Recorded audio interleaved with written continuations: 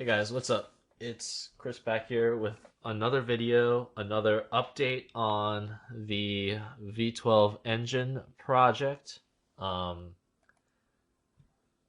Today, I guess, is week 5 now, and whew, it's been crazy. There are a lot of new parts, a lot of modified parts. I think last week, I had like the first like 3 versions of the assembly done.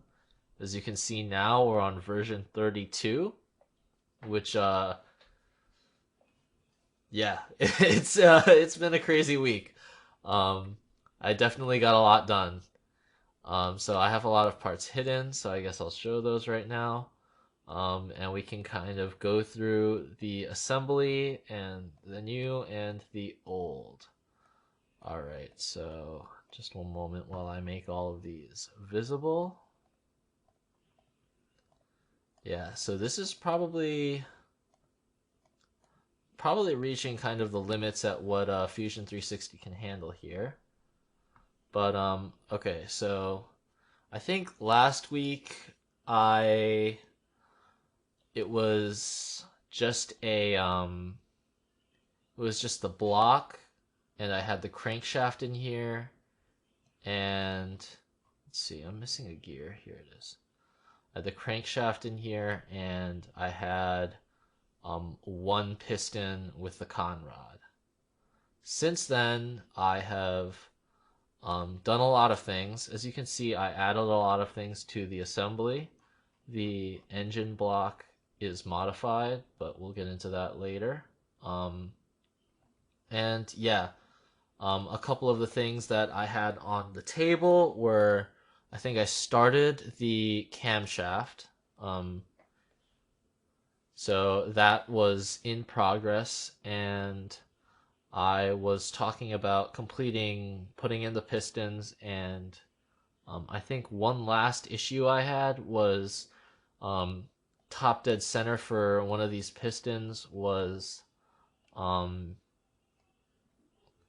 it was let's get over here, top dead center.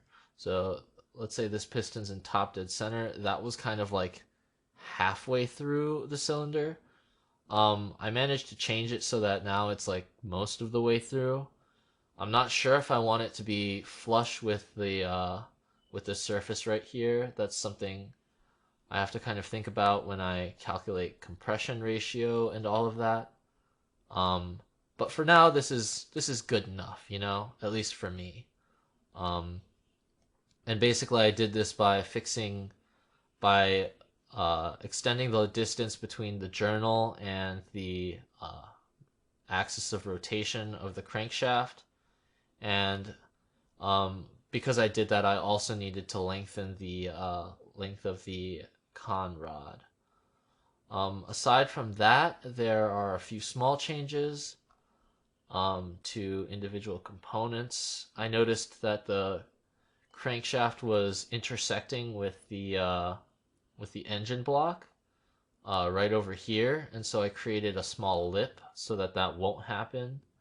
It's fine, I guess, in this kind of setting where it's just a simulation, but if I do plan on 3D printing this, that's going to be an actual physical issue. And I made sure this is fine because at bottom dead center, the top of the piston doesn't actually even reach that the bottom of this boss right here, boss cut. All right, so aside from that, as you can see, I added a camshaft. I've completed the camshaft and just a timing system in general. So now I have the camshaft and the lifters. I decided to combine the function of the lifter and the push rod because um, the purpose of the push rod, to my understanding, is to reduce the weight of the reciprocating mass attached to the camshaft. And in this kind of situation where I'm making something that's fairly small, these lifters have a diameter of 5 millimeters. To make a push rod that's even smaller than that might actually be it might limit the structural integrity of the overall system and bend and snap and deform. So I decided that, especially since it's so small and the reciprocating mass isn't going to be that big to begin with, it shouldn't be too big of a deal that the lifters and push rod are um, kind of merged into one part. That said, I could be totally wrong. I have no idea. So if that's the case and you guys know why, then it would be so appreciated if you could leave a comment down below explaining. Um, but that was kind of my logic there. Uh, yeah, so that's that. Um, and as you can see, this one kind of lags because there's a lot more parts, but you can see that it does actually move the valves or the push rods when I spin the cam. So that's great. The amount of lift is actually kind of small, so I might modify the cam, but for now that's fine, I suppose. Overall, I think that most of the progress was just making sure that parts fit and introducing new parts. I made of course, I made the cam and the crank timing gear, and I modified some of these parts in small ways to make them fit. Um, but yeah, this is progress so far, and really it just looks so cool. I'm really happy with it. Um, and finally, of course, there's the cylinder head, which I modified as well, so that it will kind of fit better. And that is the work in progress. So currently, I am making this this part right here so that I can put rocker arms and valves in. I think there's one valve I have in just to determine fit. Yeah, right here, this guy. But that's progress there. All right, so I'm kind of running in at 7.5 minutes right now, so I'm just going to wrap up by going through some parts that some of the parts over here that I've modified or created. Um, so right here I have the okay, it's lagging. Here we go. All right. So right here, this is the base of the connecting rod. This wasn't really actually modified in too many ways. So that's more or less the same because it was the con rod that was extended. Right here we have the camshaft. Now this was in progress last week, so really I just completed it and I added a few features so that I can attach the cam timing gear and some support pieces right here, or bearing surfaces, I guess, with the engine block. And I might have to adjust the angle of each of these cam lobes. I'm not sure. Um, I'm kind of having trouble linking the cam timing gear and the crank timing gear as a motion link. But I'll get into that another time. For now, I just want to make sure that, you know, at the very least, I have, valves and rocker arms and stuff. Anyway, so that's the camshaft. Right here, I have my cam timing gear. This did not exist last week, and it was a fairly simple build. I'm definitely gonna modify it. It's too thick right now. I'm gonna make it a little bit thinner to save on weight, of course, and so that I can actually have a chain that goes around it. Also, some of the teeth are kind of funny, so the tooth design is kind of funky, so I might modify that as well.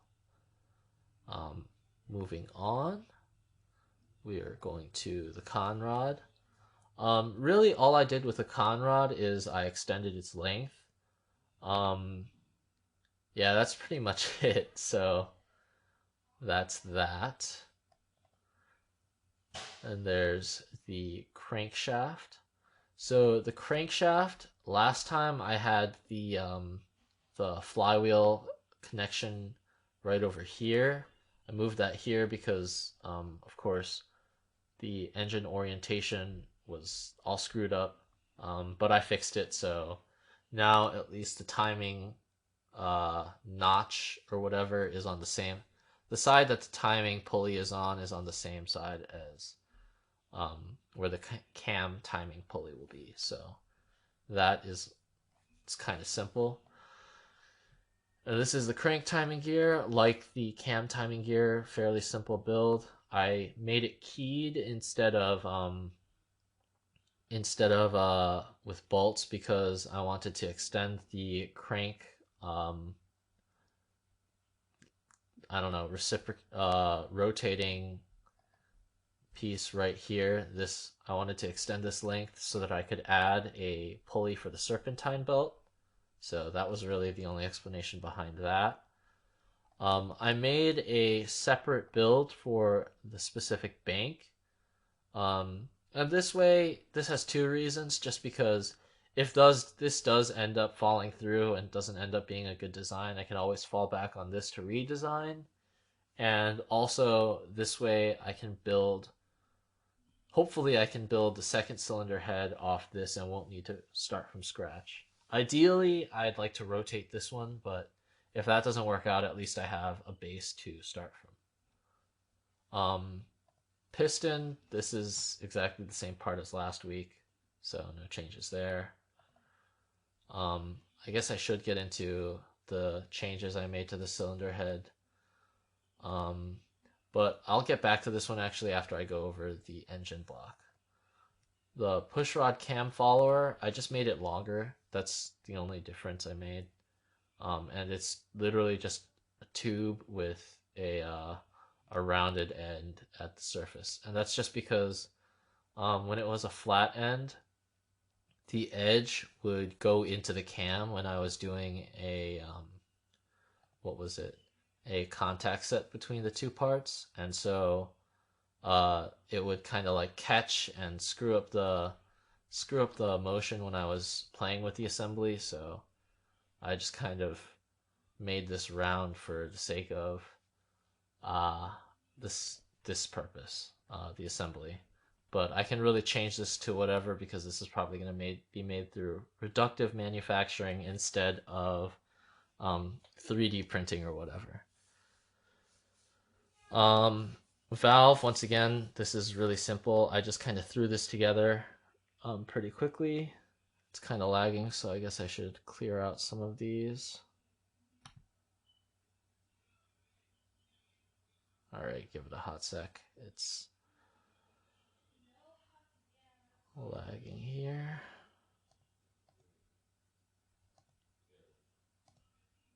All right.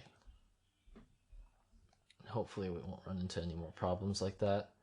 But yeah, so this is the valve. Really easy. Threw it together in like 30 seconds. It's just the valve surface and the valve stem, and then I added two fillets so that it would fit, or fillets. I still don't know how to pronounce it. But I added two of these just so it fits into the cylinder bank or cylinder head.